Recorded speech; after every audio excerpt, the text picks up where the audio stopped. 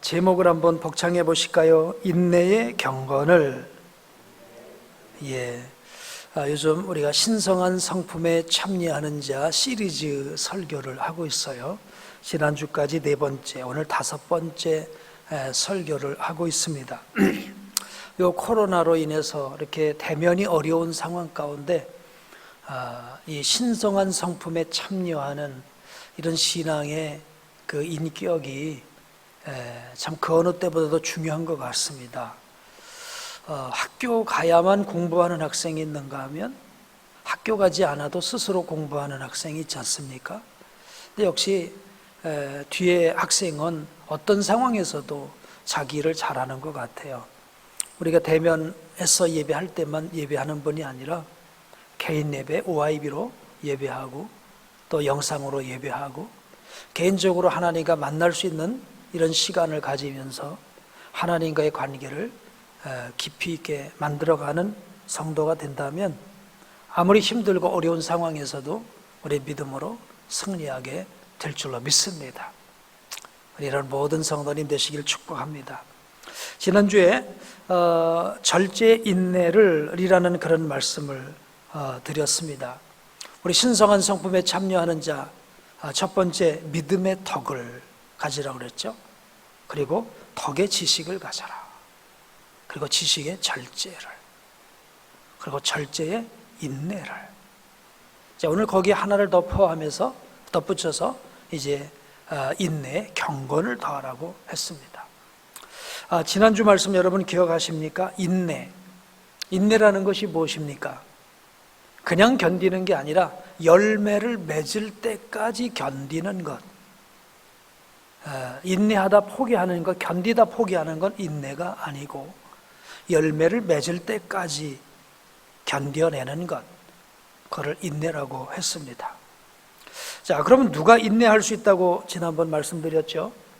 지식이 있는 사람이 인내한다 그랬어요. 하나님께서 우리에게 주신 언약의 지식, 주님께서 다시 오실 재림에 관한 언약의 지식을 확실하게 붙잡고 있는 사람, 이 사람이 끝까지 인내로 언약을 붙잡는다 그랬습니다. 그래서 아는 자는 인내하고 모르는 자는 포기한다. 그러므로 우리가 배우고 확신한 일에 거하는 성도가 되어야 되겠다, 그런 말씀을 전했습니다. 오늘 그래서 이어서 그 인내의 경건이 필요하다고 오늘 사도 베드로는 우리에게 또 권면하고 있어요. 그 의미가 무엇인지 정확하게 알고 이제 우리가 인내하되 경건의 믿음을 가지고 인내할 수 있게 되기를 축복합니다. 다른 말로 말하면 경건한 자가 인내할 수 있다, 이 말입니다. 한번 복장해 보실까요? 경건한 자가 인내할 수 있다. 그렇습니다. 아무나 못하는 것입니다. 경건한 자가 인내할 수 있습니다. 그러면 그 경건이 무엇일까요? 우리가 생각하는 경건은 차분해 보이고 거룩해 보이고 그러면 경건하다. 말씀을 읽고 있는 모습, 기도하고 있는 모습, 경건해 보인다, 그렇게 얘기를 합니다. 상당수는 맞고 또 부족한 부분도 있습니다. 국어사전에서는 경건을 이렇게 설명하고 있더라고요. 한번 읽어보실까요? 어떤 것을 소중히 받들고자 하는 데가 있어 엄숙하다. 즉 엄숙한 마음으로 뭔가를 받드는 모습, 이제 그걸 경건이라고 이야기를 합니다. 자, 그러면 이 성경이 말하는 경건은 어떤 의미가 있을까요?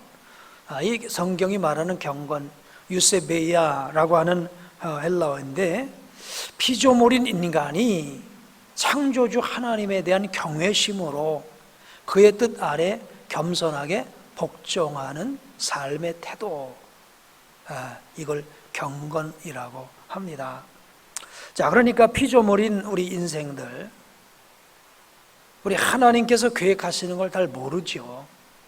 우리는 짧고 하나님은 영원하신데, 우리는 부족하고 하나님은 완전하신데, 그 하나님께서 계획하신 것, 하나님께서 말씀하신 걸 우리가 그 의미를 다 알 수가 없죠. 그렇기 때문에 우리는 하나님의 뜻을 존중하게 여겨서 때로는 이해가 안 되더라도 그 뜻에 순종하는 태도, 이게 경건이라는 것입니다. 이해되시나요? 경건이라는 건 내 맘에 맞으면 순종하고, 이건 내 맘에 안 맞아, 내 뜻이 아니야, 내 생각하고 틀려, 그렇다고 거절하는 건 그건 교만이고요, 경건이 아니라는 거예요. 하나님의 생각이 언제나 내 생각과 맞으면 내가 하나님이죠. 그렇죠? 하나님의 뜻이 항상 내가 이해가 되면 내가 하나님이죠. 하나님의 뜻과 하나님의 생각은 우리 생각과 다르다고도 말씀하세요. 때로는 하나님 생각이 우리 생각에 틀릴 때가 많아요. 그렇지만 우리는 하나님을 신뢰함으로 하나님께 순종하는 태도, 그게 경건이다. 여러분은 경건하십니까? 네. 이 경건을 이루게 되기를 주의 이름으로 축복합니다. 하나님은 창조주시고 우리 인간은 피조물이고, 하나님은 전능자시고 인간은 잠시 후에 미래도 알지 못하는 유한한 존재 아닙니까? 툭 치면 깨어지기 쉬운 그릇입니다. 따라서 우리 유한한 우리 인생들이 볼 때에 하나님께서 하시는 일이 모순투성이처럼 보일 때가 참 많습니다. 어떻게 사랑의 하나님이 이러실 수 있을까? 어떻게 완전하신 하나님이 이러실 수 있지? 이럴 때가 얼마든지 있다는 얘기죠. 그럼에도 불구하고 우리는 하나님의 뜻은 실수가 없으시다, 하나님은 완전하시다 라는 그 믿음을 가지고 하나님 뜻에 순종하는 모습, 이 모습이 지금 이 코로나로 고난받고 있는 우리 성도들에게, 또 21세기 과학시대를 살아가는 우리들에게 그 어느 때보다도 필요한 그런 신앙의 경건의 모습이라고 믿습니다. 124 앞에 나왔던 나만이 뭐라고 말합니까? 내 생각에는 124가 와서 환초에 손을 만지면서 안수라도 하면서 기도해 줄 줄 알았는데 요단강물에 가서 7번 목욕하라, 내 생각이 안 맞는다는 거예요. 돌아가려고 합니다. 그게 교만이라는 거예요. 내 생각이 안 맞아도 하나님은 완전하시기에 순종하는 태도, 그게 뭐라고요? 경건이다. 그러니까 지금 사도 베드로가 이제 사역했던 그때가 어떤 때라고 그랬습니까? 지난주 말씀드렸죠? 서기 68년경 베드로도 순교하고 바울도 순교하고 악명 높은 황제 네로가 막바지 발악을 하던 때, 이럴 때 예수 믿는 사람들은 얼마나 힘들었겠습니까? 왜 예수를 믿는데 이런 어려움이 오느냐? 하나님 이해가 안 됩니다. 네? 우리가 이렇게 다 죽어나가는데 예수 믿는 사람 하나라도 살아남겠습니까? 하나님 실수하시는 거 아니에요? 아니지요. 역사를 보니 하나님은 실수하지 않으셨어요. 오히려 복음은 더 세계를 향해서 퍼져 나간 줄로 믿습니다. 그래서 하나님을 어떤 경우에도 신뢰하는 것, 이게 경건인데요, 이 하나님을 신뢰함이 오늘 우리 가운데 있게 되기를 축복합니다. 자, 하나님을 신뢰하는 것이 경건의 출발인데요, 자, 성경에서 이 경건한 사람들을 찾아보면 아브라함 같은 사람을 경건의 모델로 삼고 싶어요. 다윗도 그렇습니다. 혹자는 아브라함과 다윗 같은 사람들은 윤리적으로 험결이 많은데 무슨 이런 사람들을 경건한 사람이라고 말할 수 있겠냐? 다윗 같으면 아주 명백한 죄가 있지 않습니까? 또 아브라함 같은 경우도 치명적인 실수가 있습니다. 그런데 어떻게 이런 사람들을 경건하다라고 말하겠냐? 우리가 보는 윤리적 인간의 잣대에 있어서의 윤리적인 기준으로 누가 경건하다, 경건하지 못하다, 그건 아니라는 걸 여러분 꼭 미리 아시면 좋겠어요. 성경이 말하는 경건은 하나님의 말씀을 얼마나 신뢰하느냐, 그걸 하나님은 경건으로 보신다는 것입니다. 아브라함에게 내 집을 떠나라고 할 때 갈 바를 알지 못하지만 신뢰하고 떠납니다. 100세의 아들을 주셨는데 그 아들을 번제로 하나님 앞에 드리라는 거에 지시한 산에 가서, 이건 도대체 납득이 안 가는 하나님의 명령입니다. 난 이해가 안 가서 순종할 수 없습니다. 사랑의 하나님이 어찌 그럴 수가 있습니까? 하고 항변도 할 수 있는데 아브라함은 그렇게 하지 않아요. 하나님을 신뢰함으로. 히브리서의 표현을 보게 되면 죽은 아들이라도 다시 살려주실 것을 믿는 마음으로 그 아들을 데리고 나귀의 장작을 이제 싣고 지시한 산으로 갑니다. 그리고 칼을 빼서 아들을 죽이지요. 죽이려고 하는 순간 하나님께서 막으셨습니다마는 이게 바로 하나님을 향한 신뢰인 거예요. 하나님을 믿지 못했다면 어떻게 그렇게 할 수 있겠어요? 이게 바로 경건의 모습이라는 것입니다. 가운 입고 고풍스럽게 거룩하게 말씨를 느릿느릿하게 하면 그게 경건인가요? 그건 아닙니다. 내 생각과 다를지라도 우리 하나님이 완전하시기 때문에, 영원하시기 때문에 그분 하나님이 하시는 건 실수가 없으시다는 걸 믿고 어떤 상황에도 감사하고 어떤 상황에도 찬양할 수 있는 것, 그리고 그 하나님 뜻에 순종할 수 있는 것, 이게 바로 경건인 줄로 믿습니다. 지난주 말씀드렸어요. 우리 주님께서 다시 오신다. 지금 이 시대에 그 말씀을 흔들림 없이 신뢰하고 믿음으로 나가는 사람들이 점점 적어져요. 그래서 말세에 믿음을 보겠느냐, 경건한 자를 보겠느냐라고 하신 것입니다. 오늘 우리 사랑하는 성도님 여러분, 끝까지 하나님의 언약을 믿음으로 붙잡는, 신뢰하는 우리 경건한 우리 성도들 되기를 주의 이름으로 축복합니다. 우리는 예수를 믿으면 좋은 일이 연속해서 일어날 것이라고 생각합니다. 그러나 아주 무지갯빛 꿈을 꾸고 신앙생활을 합니다. 기도하면 내가 원하는 모든 것들을 다 응답받고 성취될 것이라는 생각을 합니다. 그러나 막상 신앙생활 해보면 그렇던가요? 이해 안 될 일이 많이 일어납니다. 원치 않는 고난과 문제 많이 생겨납니다. 그러면 하나님이 틀리신 것일까요? 그렇지 않습니다.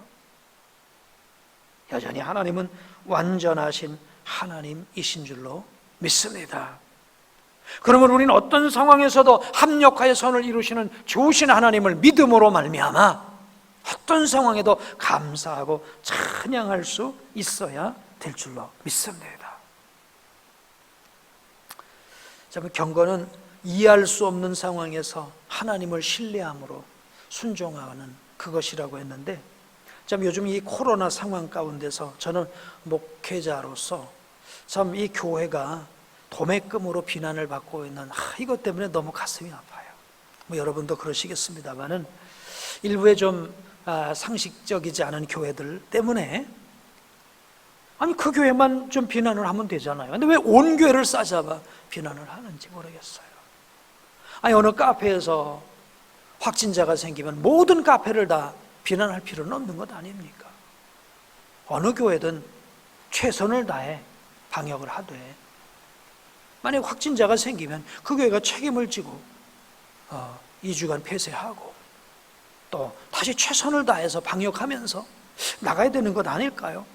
그런데 모든 교회가 다 무슨 확진자의 온상이 되는 것처럼 막 이렇게 몰아가고 있는 이런 걸 보면 저도 막 속이 상해서 그냥 이렇게 좀 뭐 하고 싶은데, 그런데 그것까지도 선하신 하나님께서 다 아시니 마침내 그 하나님께서 완전하게 회복시켜 주시고 하나님의 영광을 찾아주실 것이라고 믿습니다.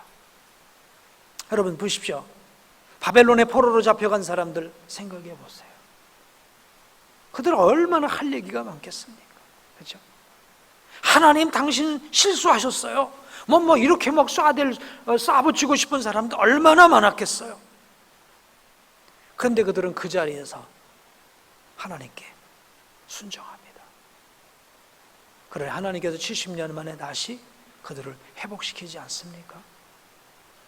여러분 어떤 데는 막 항변하고 싶을 때도 있고 막 외치고 싶을 때도 있지만 묵묵히 욕을 하면 욕을 먹고 비난하면 비난을 받으면서 우리가 해야 될 일들을 꿋꿋하게 감당해 나가게 된다고 한다면 마침내 주의 영광을 볼 그때가 오게 될 줄로 믿습니다. 시편 42편 3절에는 이런 말씀을 합니다. 사람들이 종일 내게 하는 말이 네 하나님이 어디 있느뇨 하오니 내 눈물이 주야로 내 음식이 되었도다. 네 하나님이 어디 있느냐? 너희가 요즘 예수 믿는다고 그러더니 무슨 예수 믿는 교회가 뭐 그 모양이냐 하고 별 얘기를 다 들을 때 눈물이 내 음식이 되었도다.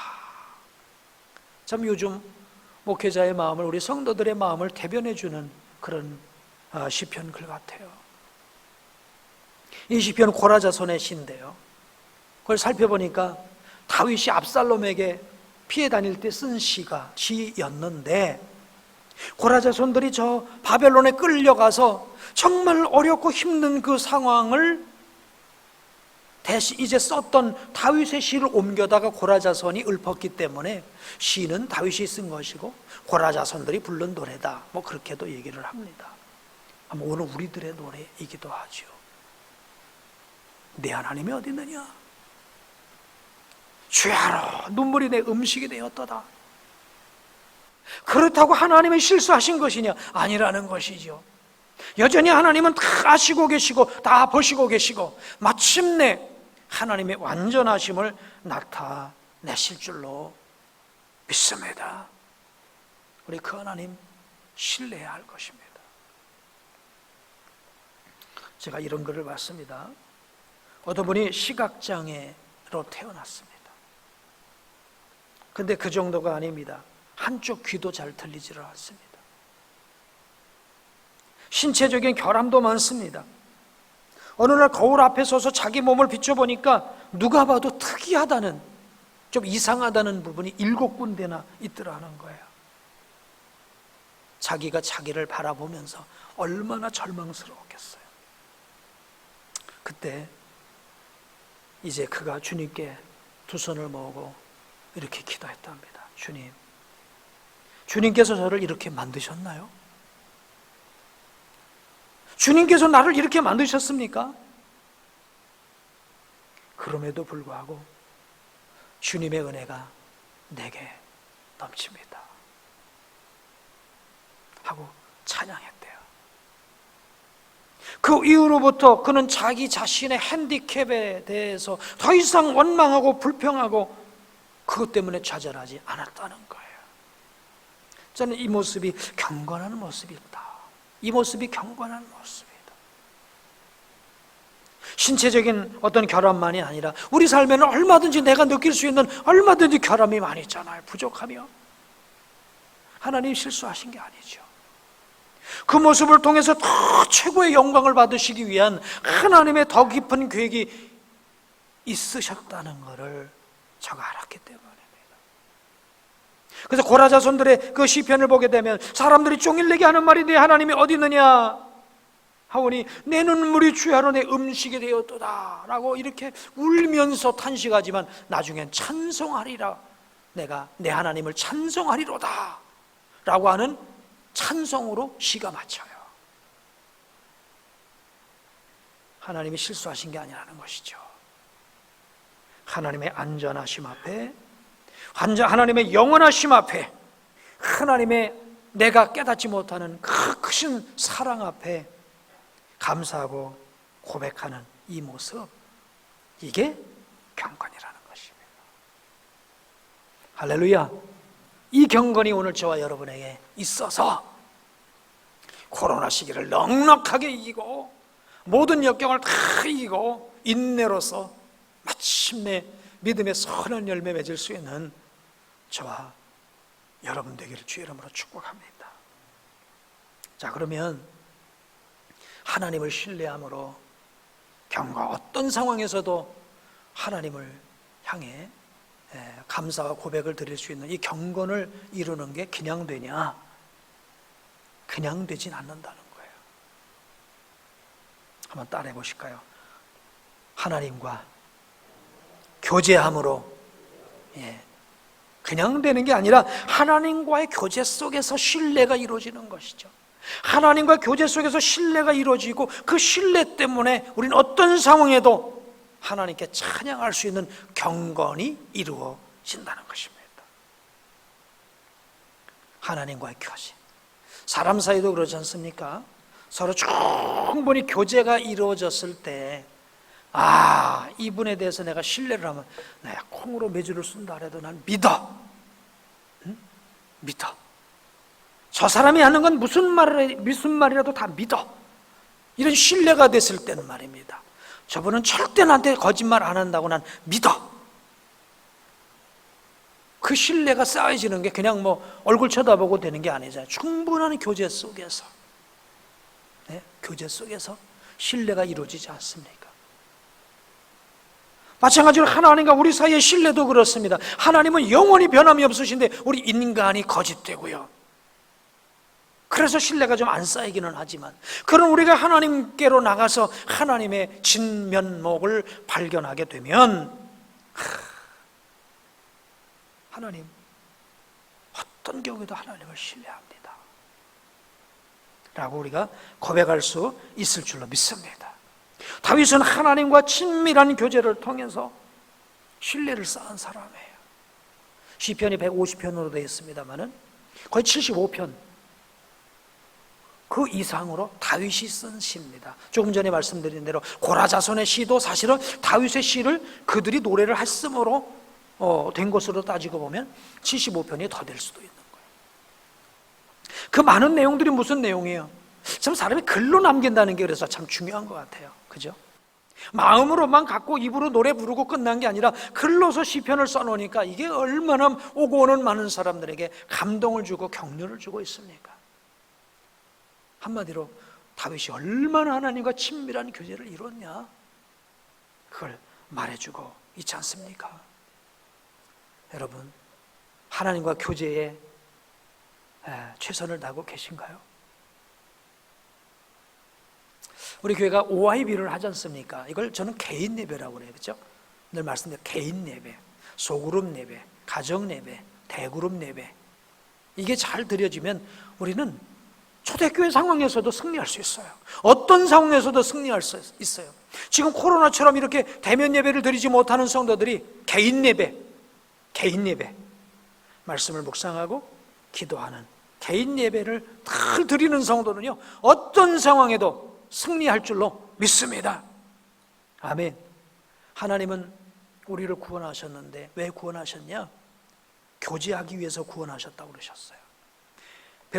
고린도전서 1장 9절을 한번 보여주실까요? 한번 다 같이 읽어보겠습니다. 시작. 너희를 불러 그의 아들 예수 그리스도 우리 주와 더불어 교제하게 하시는 하나님은 미쁘시도다.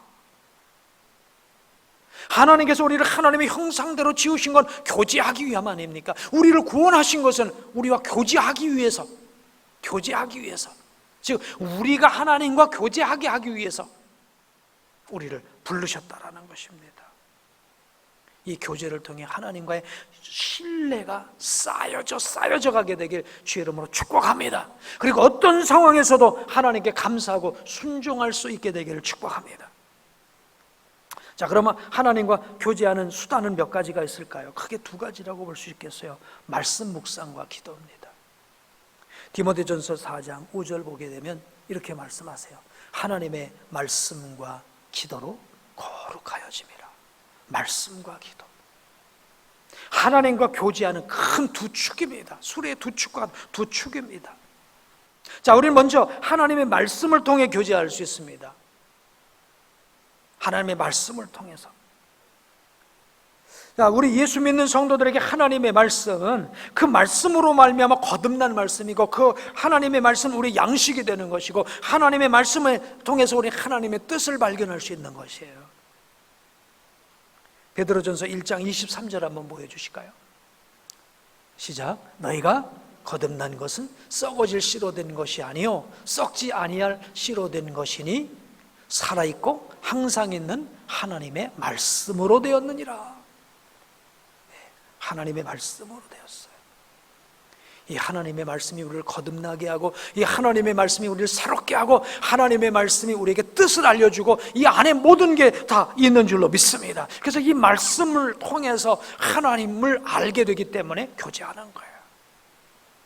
그래서 누가 그 얘기를 할 때 그 사람이 가만히 있으면 어떻게 그 사람을 압니까? 그분이 얘기를 해야 이분은 이런 생각 갖고 있구나, 뭐 이런 데 방향이 있구나, 이걸 알지 않습니까? 하나님은 이미 우리에게 다 말씀을 하셨어요. 이 성경을 통해 다 말씀하셨어요. 그래서 우리는 그 말씀을 잘 읽고 묵상해야 됩니다. 지나가는 시정잡배에 그냥 잡담 같은 얘기를 했으면은 우린 그냥 지나가듯이 읽으면 돼요. 그런데 하나님께서는 그런 말씀이 아니에요. 생명에 관한 말씀, 영혼에 관한 말씀을 하셨기 때문에, 영원한 진리를 말씀하셨기 때문에 우리 그냥 지나가듯이 읽을 수가 없어요. 그래서 정말 이 말씀을 우리가 부여잡고 읽어야 될 줄로 믿습니다. 조지 뮬러 목사님은 그런 얘기를 했습니다. 내가 매일 하는 중에 가장 으뜸 가는 일은 하나님과 교제하는 일이라는 거예요. 나는 신방도 할 수 있고, 내가 설교도 할 수 있고, 내가 기도도 할 수 있고, 이것저것 다 할 수 있겠지만 그 가운데 가장 중요한 일은 주님의 말씀을 읽고 묵상하는 일이다 그랬어요. 우리는 묵상은 안 하고 그냥 내가 기도하는 것만 하려고 할 때가, 이게 사실은 위험입니다. 먼저 들어야 됩니다. 상대방의 뜻을 들어야 됩니다. 그러고 이 얘기를 해야 됩니다. 순서예요. 그래서 제일 먼저 순서는 주의 말씀을 묵상하는 거예요. 주님은 성경을 통해서, 말씀을 통해 우리에게 말씀하세요. 그래서 우리는 성경을 통해서 주의 음성을 들을 수가 있는 겁니다. 그리고 기도를 통해서 내 사정과 처지와 소원을 주님 앞에 아뢰일 수가 있는 것입니다. 자, 그러니까 첫 번째는 말씀을 통한 교제이고, 두 번째는요, 기도를 통한 교제인 것이죠.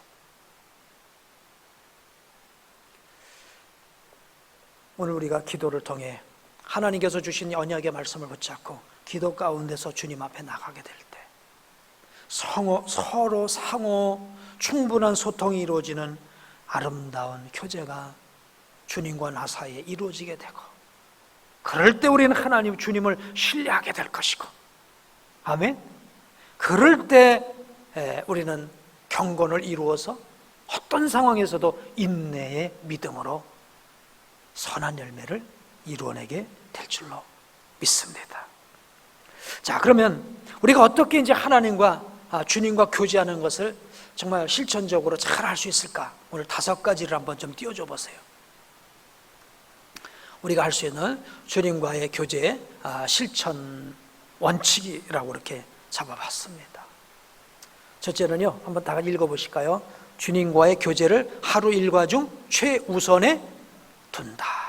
이걸 2순위로 두면 안 됩니다. 3순위로 되면 안 돼요. 1순위에 둬야 되겠어요. 1순위. 저에게 이거 1순위를 놓치는 때는 항상 저에게는 주일날 1순위를 좀 놓치는 편이에요. 평일에는요, 항상 있는 그 자리에서 그 시간에 이제 OIB를 하고 그러는데요. 아무튼 1순위에 두어서요, 밥 먹는 것보다도 먼저라고 생각하고 일하는 것보다도 먼저라고 생각하는 마음으로 해야 됩니다. 어디 가는 거가 먼저가 되면 못해요. 먼저 이것부터 하고 가야 돼요. 뭘 하는 것부터 먼저 하면 안 되더라고요. 이것부터 먼저 해야 돼요. 우선순위, OIB를 삶의 우선순위로 두세요. 그럴 때 OIB가 돼요. 그렇지 않고 미뤄서 점심 먹고 해야지, 좀 이따 시간 있다 해야지, 오늘 저녁에 해야지, 그러면 깜빡하면 놓치고 그 다음날 하거나 하더라도 건성건성 장수 채우기로 읽을 수밖에 없어요. OIB를 하면서 주의 음성이 들려야 제대로 읽은 거예요. OIB를 철저하게 할 수 있게 되길 축복합니다. 주님과의 교제를 하루 일과 중에 최우선에 두시길 바랍니다. 두 번째로는요, 주님과 교제할 수 있는 안정적 시간을 확보하기를 바랍니다. 막 쫓기듯이 하면은 안 되더라고요. 안정적 시간을 둬야 돼요. 뭐 우리 먹고 살기 바쁘고 그런데 어떻게? 아닙니다. 마음이 그래서 그렇습니다. 안정적 시간을 탁 두고 여유 있는 마음을 갖고 천천히 묵상하면서 말씀을 읽고 그리고 기도할 때 그때 음성이 들려와요. 그죠? 음성이 들려와요. 이렇게 되도록 여러분 힘써야 될 줄로 믿습니다. 세 번째는요, 깊이 묵상하고 기록해야 됩니다. 기록하지 않으면 이상하게 남지를 않아요. 그래서 내게 주신 한 구절도 한 구절을 꼭 써야 되고요. 그리고 그것에 대한 영성일기를 쓰셔야 돼요. 그럴 때 그 말씀이 내 마음속에 더 깊이 가로 새겨지게 되고, 그 써진 영성일기가 나를 이끌고 가는 역사가 일어나게 될 줄로 믿습니다. 물론 쓰는 게 목적은 아닙니다. 기록을 남기기 위해서가 아니라 내 마음에 새기기 위함이 되겠죠. 네 번째는요, 그렇습니다. 주님과, 한번 읽으실까요? 주님과 교제를 방해하는 요소를 제거한다. 뭐 TV 켜놓고 한다든지, 인터넷 뭐 이렇게 스마트폰 보면서 왔다 갔다 하면서 한다든지, 그러면 안 되죠. 주변에 방해될 요소들을 딱 청단하고 정말 말씀 앞에 설 수 있어야 될 줄로 믿습니다. 마지막으로는 기도로 시작하고 기도로 마무리하는 것입니다. 그걸 개인 예배, OIB, 영성일기라고 말씀합니다. 똑같은 얘기입니다. 개인 예배, OIB, 영성일기. 자, 이런 걸 통해서 하나님과 충분한 교제가 이루어지게 될 때 우리가 어떤 상황에서도 하나님을 신뢰하게 되고, 그럴 때 그 신뢰를 통해서 순종이 이루어지고 경건한 삶의 풍성한 열매가 맺혀지게 될 줄로 믿습니다. 경건은 이해 안 되는 하나님의 뜻이라도 순종할 수 있는 것이 경건이라고 그랬어요. 그럴 때 어려운 상황에서도 믿음으로 인내할 수 있다고 했습니다. 그런데 그 경건은 하나님과 신뢰관계 안에서만 이루어질 수 있다는 거예요. 근데 그 하나님과의 이 신뢰는 교제를 통해서 이루어진다고 말씀드렸어요. 오늘 이 아름다운 신앙의 모습을 이루어서 어렵고 힘든 코로나로 생업도 힘들고 여러 가지로 힘든 이 상황에서 온전한 인내를 이루어 하나님 기뻐하시는 믿음의 아름다운 열매가 맺혀지는 우리 사랑하는 복된 교회 성도님 모두 되시기를 주님의 이름으로 축복합니다. 기도하겠습니다.